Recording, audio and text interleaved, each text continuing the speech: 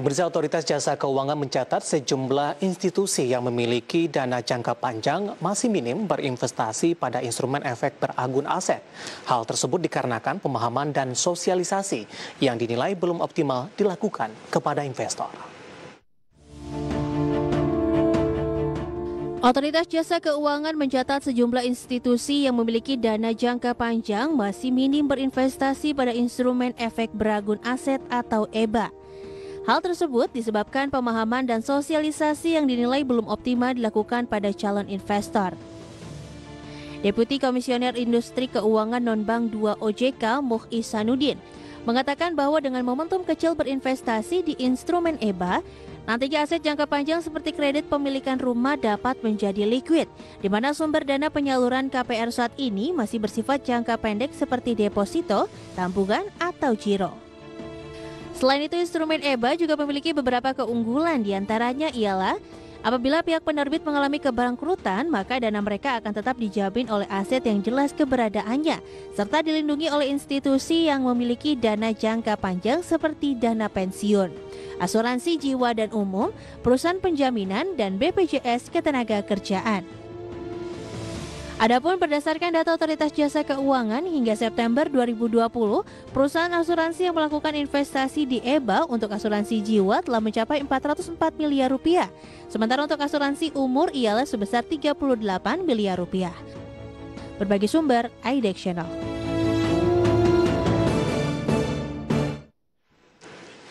Terima kasih untuk Anda yang masih bergabung bersama kami di Market Review, dan kali ini kita akan membahas topik yang berbeda, kinerja efek beragun aset KPR di tengah pandemi ini. Dan kita akan berbincang bersama dengan Ibu Handayu Kusumo Winahyu yang merupakan manajer FI Rating PT Fevindo. Kita akan langsung sapa saja. Ibu Dayu, apa kabar?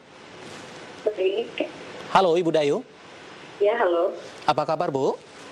Baik. Terima kasih Bu Dayu sudah meluangkan waktu di IDEX Channel. Topik kita adalah kinerja efek beragun aset KPR di tengah pandemi. Kita ke industri KPR-nya terlebih dahulu, Ibu Dayu. Bagaimana Fevindo melihat dampak COVID-19 terhadap industri KPR sampai sejauh ini? Oke.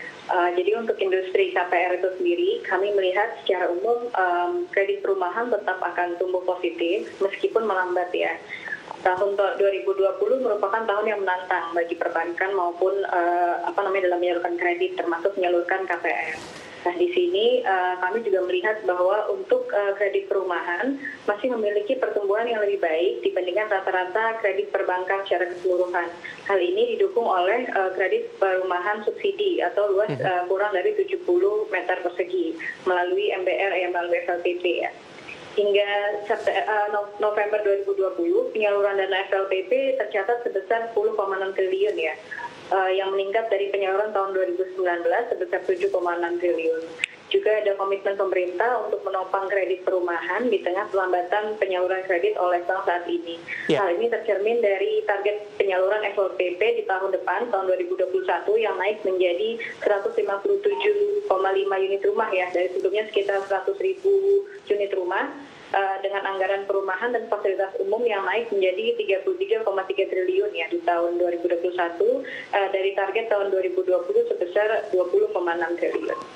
Baik, secara keseluruhan untuk KPR subsidi ini masih tetap bertumbuh, Ibu Dayu. Apa yang menyebabkan kondisi ini terjadi? Apakah stimulus yang diberikan oleh pemerintah melalui perbankan ini juga memberikan kontribusi?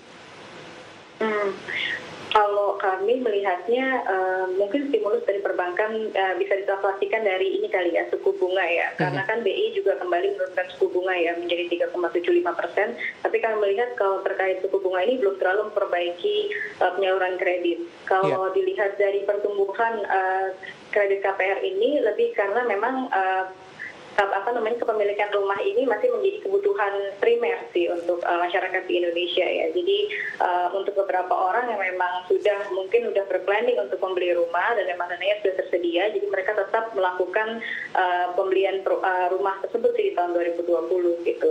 Cuman untuk orang-orang yang mungkin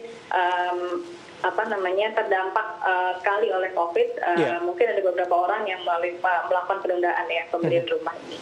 Apakah ini berdampak kepada kondisi kredit bermasalah? Ibu Dayu? Betul sekali, memang kita memang melihat adanya kontraksi ya di NPL KPR ya.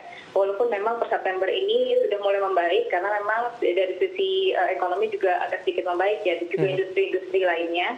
Tapi kami melihat memang rasio NPL ini juga masih menjadi bayang-bayang di industri KPR ini ya, terutama kalau kita lihat dari proses restrukturisasi perbankan ini juga cukup tinggi ya, yang terdampak COVID-19 sebesar 932,6 triliun per 20 November 2020. Memang angka restrukturisasi ini tuh menunjukkan bahwa kredit bermasalah potensinya juga akan tinggi gitu ya. Ini juga memberikan ruang bagi para nasabah maupun bank untuk menata ulang cash flow-nya sih. Jadi kali ini kita juga harus diikuti monitoring yang ketat dari bank atau kredit yang distrukturisasi. Upaya bank untuk menjaga kualitas aset juga masih dibatasi oleh kemampuan pembayaran debitur di tengah kegiatan ekonomi yang belum pulih ya sampai saat ini, sehingga kami memperkirakan NPL kredit perumahan secara keseluruhan masih akan tetap di atas 3% sih.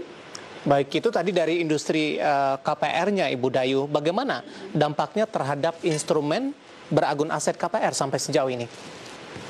Oke, kalau terkait instrumen beragun aset, walaupun kita melihat di sektor perumahan sangat terdampak COVID ya, yang cukup signifikan, Pevindo memandang bahwa dampak pandemi ini terhadap profil kredit EBA KPR atau efek beragun aset ini yang kami peringkat masih terkendali. Saat ini instrumen ini didukung oleh diversifikasi resiko atau pool yang terdiri dari ribuan KPR di tiap instrumennya. Selain itu, terdapat juga fitur penunjang ya, atau kita biasa bilang enhancement, yang menurut pandangan kami saat ini cukup untuk melindungi pool dari gangguan cash flow dan juga penurunan kemampuan pembayaran debitur di kala pandemi. Meskipun begitu, pengawasan secara intensif tetap diperlukan mengingat tingkat ketidakpastian yang tinggi yang mungkin timbul oleh pandemi, di mana belum dapat dipastikan kapan berakhirnya ya pandemi ini.